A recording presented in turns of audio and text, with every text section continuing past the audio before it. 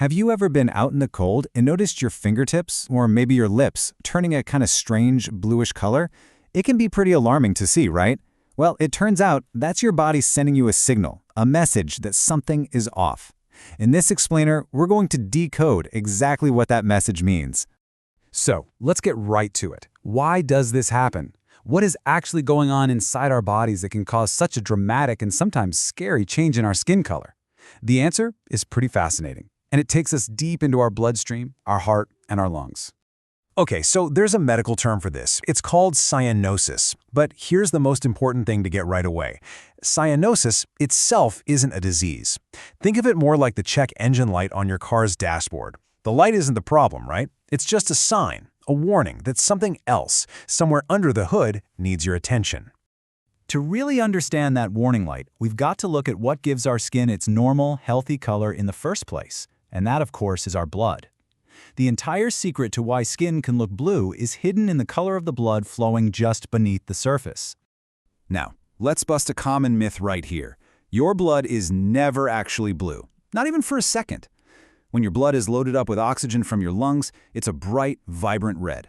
After it drops off that oxygen to your cells and tissues, it turns into a much darker, maroon-like red. And here's the trick. That dark red blood absorbs red light but reflects blue light. So when we see bluish skin, it's really just an optical illusion caused by the color of the blood underneath. Okay, so if our blood is constantly cycling between bright red and dark red, why aren't we just flashing blue all the time? What's the specific trigger?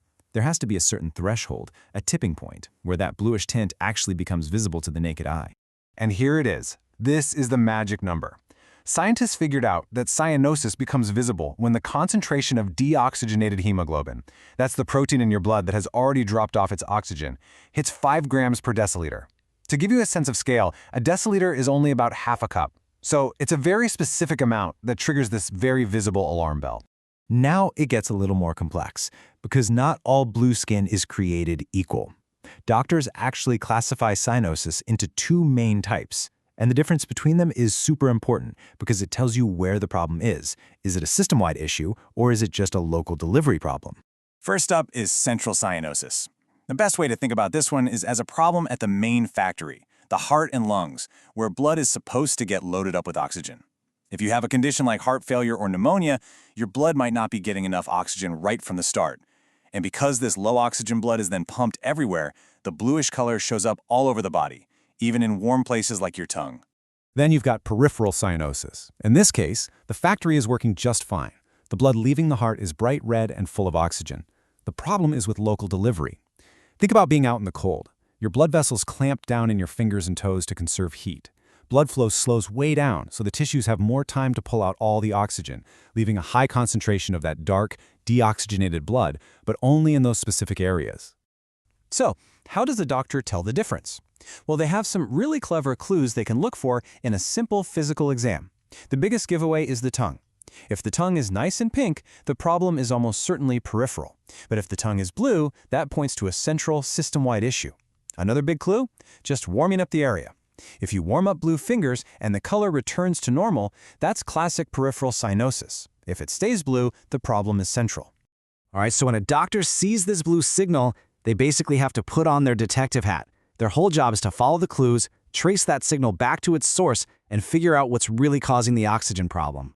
And that investigation follows a pretty logical path. It starts simply with questions and that physical exam we talked about. Then they'll often use a pulse oximeter. That's that little clip they put on your finger for a quick and painless read of your oxygen levels. For a much more precise measurement, an arterial blood gas test analyzes blood directly from an artery. And from there, if they need more info, they might order things like a chest X-ray or an EKG to get a direct look at the heart and lungs. So once the detective work is done and the culprit is found, what happens next? How do we fix it and get things back to normal? And what are the big lessons here for all of us? This right here is probably the most crucial point of this entire explainer. You never treat the blueness. The blue color is just the messenger. You treat the underlying cause that's sending the message. So you treat the pneumonia. You manage the heart failure. You fix the circulation issue. Once you take care of the root problem and oxygen levels get back to normal, the skin's natural color just comes back on its own. So this all leads to a really important takeaway for our own health. Since cyanosis is so often tied to our heart and lung function, the best thing we can do is focus on prevention. And it's the stuff we hear all the time, because it works. Avoiding smoking, keeping an eye on your blood pressure, staying active, all these things help prevent the conditions that could one day send that alarming blue signal. You know, cyanosis is a pretty loud and visible signal. You can't really miss it. But it does make you wonder, doesn't it? Our bodies are constantly communicating with us, sending us signals all the time. Learning to pay attention to them, both the obvious ones and the more subtle ones, is one of the most powerful things we can do for our health. So, what other silent signals could your body be sending you right now?